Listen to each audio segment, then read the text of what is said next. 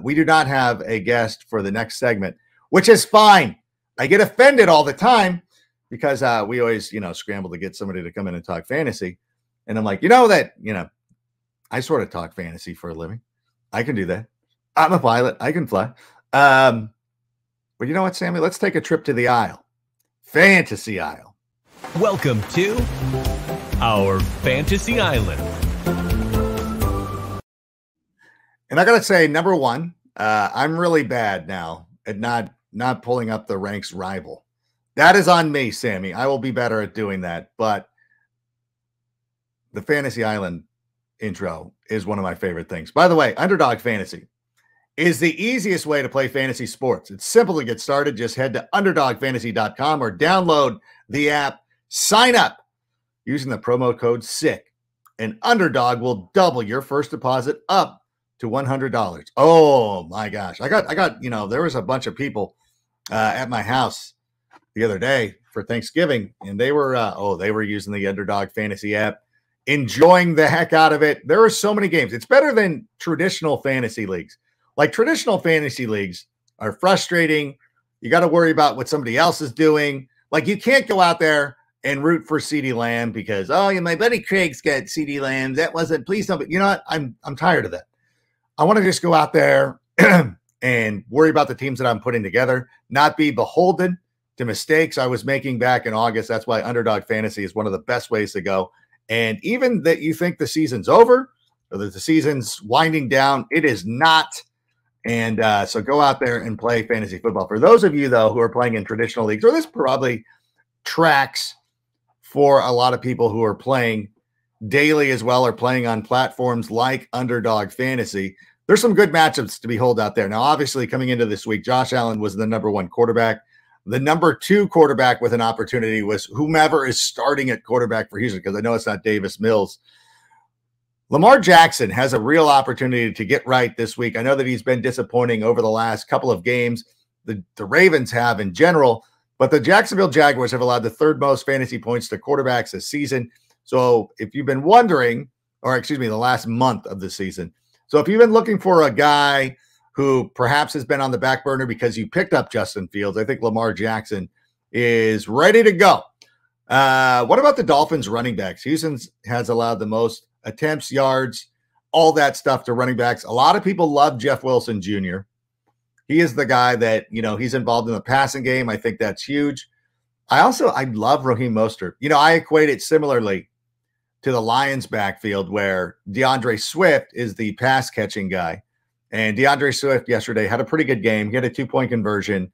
He had a touchdown that was called back. I hate replay, by the way. Just why do we hate touchdowns? Let's have fun. Let's have more scoring. Both of these Dolphins running backs are in play for me this week.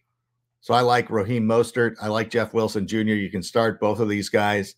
I also like the Buccaneers running backs. Rachaad White was one of the most added players on NFL.com and ESPN.com over the last couple of days, which is why, I don't know, whenever you see, like, I get a lot of people who are like, oh, that's good, Rachaad White was drafted him. Okay, I get it.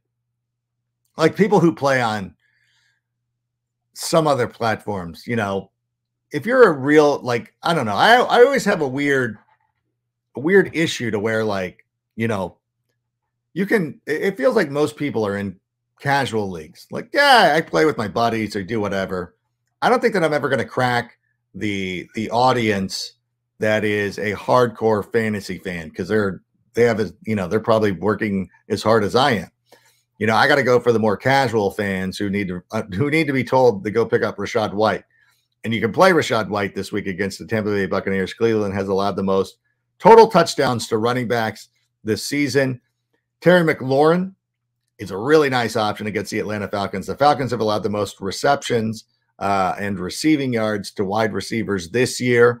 We love T. Higgins. And then also, I like Tyler Boyd, too, if you need to pick up a wide receiver this week. Although every team is playing, not everybody is on a bye. Nobody's on a bye, I should say, which is a weird thing. The Bears still are waiting for their bye, which would be okay. I don't know. I'm tired of the bye system, too. I could rail on that at some point. Because to me, like, why don't you just take 2 divisions off from weeks 9, 10, 11, 9, 10, 11, 12, 8, 9, 10, 11, whatever one you want to pick, and just be like, 2 divisions are off for a month. Like, okay. And then it just rotates. And every year, like 1 year, you're week 8, 1 year, you're week 9, 10, blah, blah, blah. Why do they want to make this more difficult than it has to be? Most of these stadiums are built for NFL events now. And if you have to share a parking lot, I don't care. Nobody shares a stadium anymore once the Raiders left.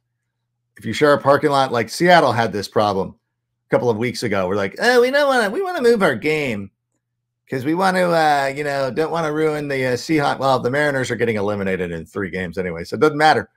Didn't matter. Just be better with the bye weeks. There's plenty of things to go off on. But T. Higgins, Tyler Boyd this week at Tennessee. Sorry, Sammy. Listen, the Titans have allowed the 2nd most points per game to wide receivers. What do you want me to do? You're 7-3. You're fine. Foster Moreau. If you need a tight end, Foster Moreau. Now, Seahawks have allowed the most fantasy points, the tight ends. I think they've overtaken the Arizona Cardinals as the team that gives up a ton of points to fantasy tight ends. Also, Taysom Hill's interesting to me. Now, somebody asked me about Taysom Hill. I think it was this week where Patrick Claybon was like, you know what, I'm going to drop Taysom Hill. I said, I'm going to pick him up. And he's like, why would you do that? I'm like, well, Foster Moreau was picked up last week, so I can't go get him. But I'm going to tell you something right now. Taysom Hill, like I started Kyle Pitts for weeks. I'm used to getting 2 points from my tight end position. Taysom Hill could have that 30-point game in him. And once he does, then I'm out. But yeah, I'm going to get Taysom Hill into the lineup, even though Jawan Johnson's kind of emerged as the guy as well. So that is one. But Foster Moreau, if he's available, and even if you're in a more competitive league, you could end up, being in a situation where he slipped through the radar. Like I have a league, not my league of record, but one that's also very competitive, also one that means a lot to me, where the guys have gotten better over the years, and it bums me out. Like a guy like Foster Moreau would still be available, in this league 3 years ago. Not like, what I'm saying, like a player of that type of caliber, sliding through the wickets. I've raised the level of competition so much. It's true. It's true. It's one of my really good friends, one of my best friends, and another really good friend of mine who brought me into this league, who brought the 2 of us into this league, and we kind of came in and changed things around. We were dominating for years, and then it was like, oh, wait, now everybody's starting to catch up. Not as fun. No, I'm kidding. It's still fun. But Foster Moreau, and of course, why is the 49ers defense list? I don't know what I was thinking. But in any event, those are some fantasy options for you. By the way, I'll tell you some guys who might not be in a good position. The Dolphins wide receivers. You know what? Houston has allowed the fewest receptions. This is the funny thing about statistics. Okay, let me tell you something. The Texans have actually allowed the fewest fantasy points per game to wide receivers. You know why? Because everybody runs on them. Nobody's throwing. If you think you're ever going to get me to sit Tyreek Hill and Jalen Waddle, you're mistaken. That's never happening. I'm going to be starting both of those guys. So deal with that. Yeah, that's all I got it for. That's all I got it for Fantasy Isle. So there it was, a trip to Fantasy Isle. Well, listen, I know it's the holiday season, and a lot of you are probably out doing other things. You're doing your Friday shopping.